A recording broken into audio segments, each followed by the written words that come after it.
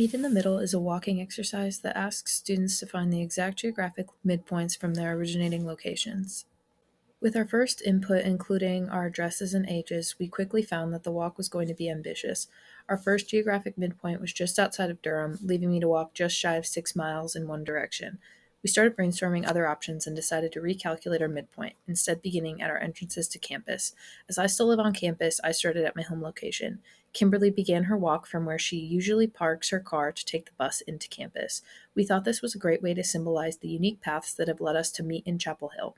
With our new midpoint established, we found that it was just over an hour walk for each of us to meet at Carolina North Forest. We share a love of nature and felt like this location would be a perfect way to explore our commonalities. Carolina North Forest falls under the jurisdiction of the Facilities Services Department of UNC. Their webpage says that this new North Campus will, quote, promote a synergy among research, business, science, law, and technology that will in turn produce new ideas, products, and jobs. This research-driven entrepreneurship will take place in a highly green environment, one specifically designed to be a model of sustainability and to take advantage of the latest technological developments.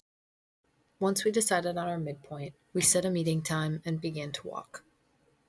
I noticed so many more sounds as I was walking, not just the loudness of the traffic, but also the quietness of a neighborhood and the sound of my feet on the different textures, a train in the distance, the birds singing.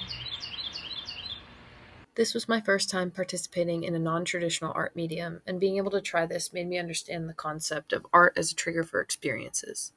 This walk allowed me, as the assignment prompted, to find adventure in a place that we may take for granted. As I made my way through the beginning of my walk, which included a lot of familiar territory, I found a lot of new intricacies in the space that I would have missed on my own. This seemed like it was hitting a nail on the head, but I actually found an empty field notebook lost in a pile of leaves on my walk. This reminded me of an idea shared during class that everything can be connected when you are paying attention. I felt like this was a sign to encourage me to keep exploring. I thought it was funny there was so many signs geared towards pedestrians, but there were hardly any pedestrians to be seen.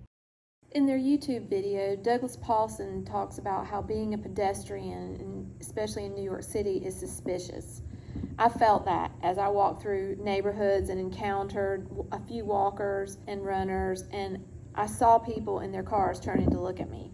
I thought about Professor Marzan's description of walking as a subversive act, and I'm beginning to see how that could be so, as just walking down the street when no one else is walking down the street, and cars and everyone is zooming past you, could feel like an act of protest.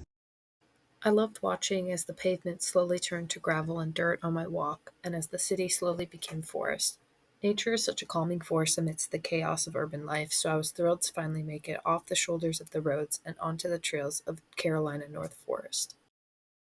Being out in nature never gets old. There's always something new to be seen. There's always some new beauty to behold. Even in the winter, when it seems like everything is dead and brown, there's still beauty to be found.